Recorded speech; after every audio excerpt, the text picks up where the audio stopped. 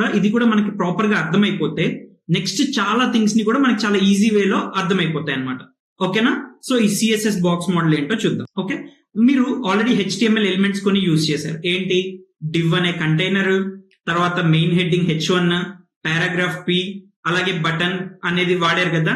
So మనం use చేసే ప్రతి హెచ్టిఎంఎల్ ఎలిమెంట్ కూడా దానికి ఏంటి అంటే అదంతా ఒక బాక్స్ అనే షేప్ ని తీసుకుంటుంది అనమాట.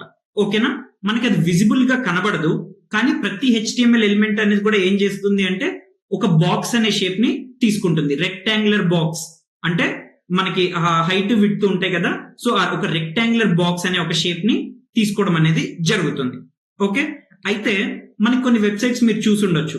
కొన్ని వెబ్సైట్స్ లో ఏంటి అంటే ఇప్పుడు మీకు ఫర్ ఎగ్జాంపుల్ ఇక్కడ చూపిస్తున్న చోట ఒక కంటైనర్ కి ఏమైపోయింది అంటే కార్నర్స్ లో ఇట్లా కర్వ్డ్ గా ఉంది, అవునా?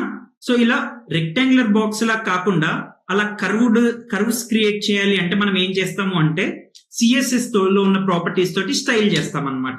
ఓకేనా?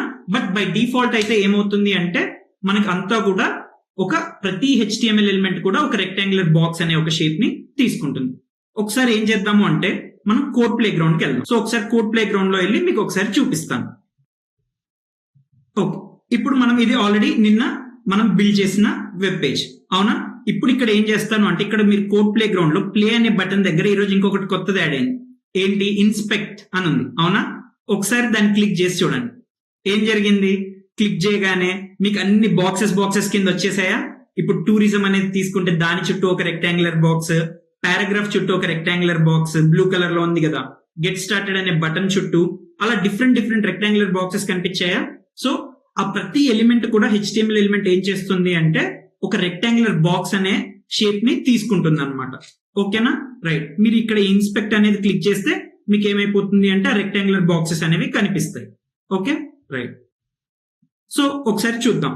ఓకే, మీరు ఇలాగే ఏం చేయొచ్చు అంటే మీరు మొబైల్లో కూడా మీకు కోడ్ ప్లే గ్రౌండ్ ఓపెన్ చేయగానే మీకు పైన ఏం కనిపిస్తుంది అంటే ఇక్కడ మీరు పీపీటీలో చూసిన విధంగా ఇన్స్పెక్ట్ అని కనిపిస్తుంది. సో దాన్ని మీరు కనుక టిక్ మార్క్ చేస్తే ఏమైపోతుంది అంటే ఒకసారి మీరు ఏదైతే పేజ్ ఏదైతే బిల్డ్ చేశారో సో దానిలో ఉన్న హెచ్టిఎంఎల్ ఎలిమెంట్స్ చుట్టూ కూడా మీకు బాక్స్ అనేవి కనిపిస్తాయి అనమాట. ఓకే, సో ఆ ప్రతి హెచ్టిఎంఎల్ ఎలిమెంట్ అనేది కూడా ఆ బాక్స్ అనే షేప్ ని తీసుకుంటుంది. ఇప్పుడు మనం ఏం చూద్దాము అంటే అసలు ఈ బాక్స్ అనే దాన్ని ఇంకా వేరు విధాలుగా ఎలా స్టైల్ చేయాలి అనేది చూద్దాం. ఓకేనా? రైట్.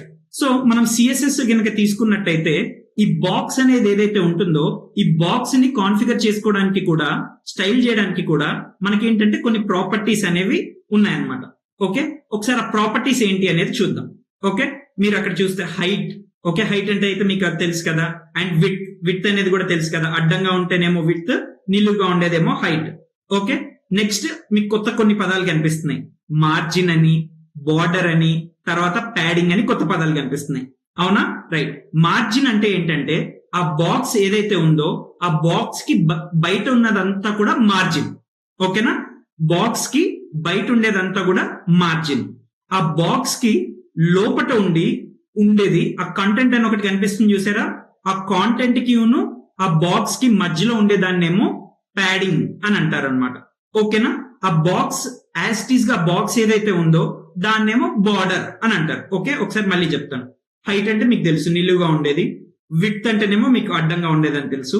ఓకే, మార్జిన్ అంటే ఆ బాక్స్ ఒకటి కనిపిస్తుంది చూసారా? ఆ బాక్స్ కి బయట ఉండే భాగం అంతా ఏమో మార్జిన్. ఓకే, ఆ బాక్స్ లోపట కాంటెంట్ ఒకటి ఉంది కదా, కాంటెంట్ కి ఆ బాక్స్ ఉంది చూసారా?